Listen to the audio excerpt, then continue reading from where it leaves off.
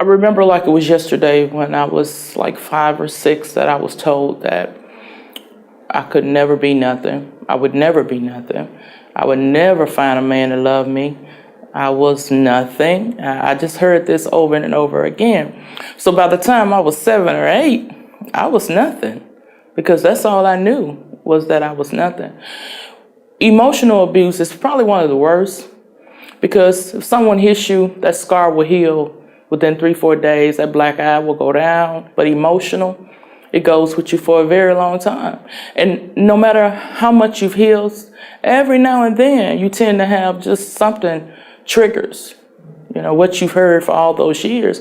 And even today, sometimes I have to get myself together and say, you're not that person. They're wrong. Keep moving. You've proven them wrong a long time ago.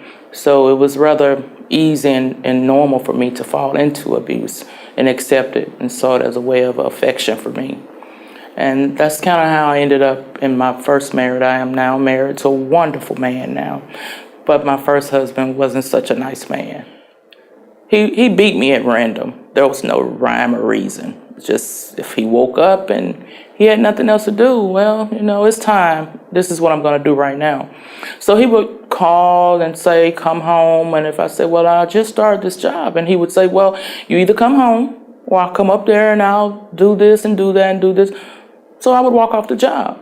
So I lost so many jobs because of that. And when I would get home, I'd be a nervous wreck because I'd be afraid and wondering when he's going to come in and what he's going to do this time. And so many people said, well, how could you stay that long? Why didn't you just leave? It's so easy to say that when you're on the outside looking in, because you don't truly know what's going on the inside. You don't know the level of the depth of fear that one person can have. As far as my children were concerned, they lived basically the same way. At the time, my oldest, he was getting to the age where he wanted to protect me. He just didn't know how.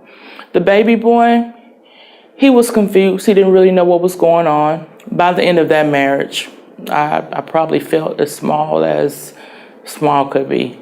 I believed that I was nothing. I believed I didn't deserve to be loved. I truly believed that I was unworthy of being loved.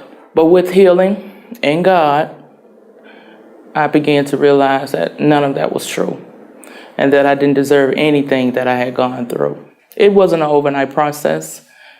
I divorced my husband in 2000. It was 2012 before I could even hold a relationship, because over those years, I had to learn me again. I had to find out who I was. The thing about loving yourself is if you don't love yourself, it's hard to love somebody else. It's hard. If you have children, concentrate on your children, building that relationship back with your children, because you lose a little of that relationship by allowing them to watch you be abused. And I have so many regrets because I have a son that's incarcerated. They gave him 35 years when he was 21 for killing my sister's abuser. First, I asked him what happened, and then I asked him why. And the answer he gave me brought tears to my eyes. He said, I felt obligated. I wasn't able to save you.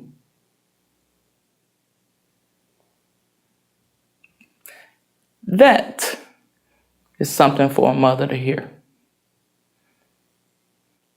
So, it's just so many things can come out of being in an abusive relationship. Not just everybody suffers. Everybody. Very seldom do you catch young women or women being abused that came from a good, solid, self-assuring background.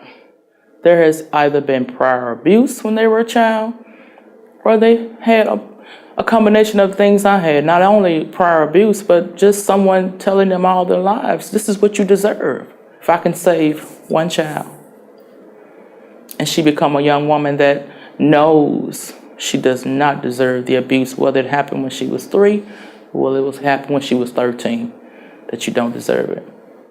I just got my license for my daycare. I'm leaning toward helping CPS with children that's been abused, but they being placed and need daycare providing. So I've just done that. I'm wearing a lot of hats right now. I am.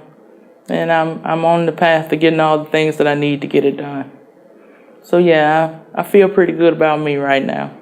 Quite the accomplishment, especially at my age. So I'm very proud of that.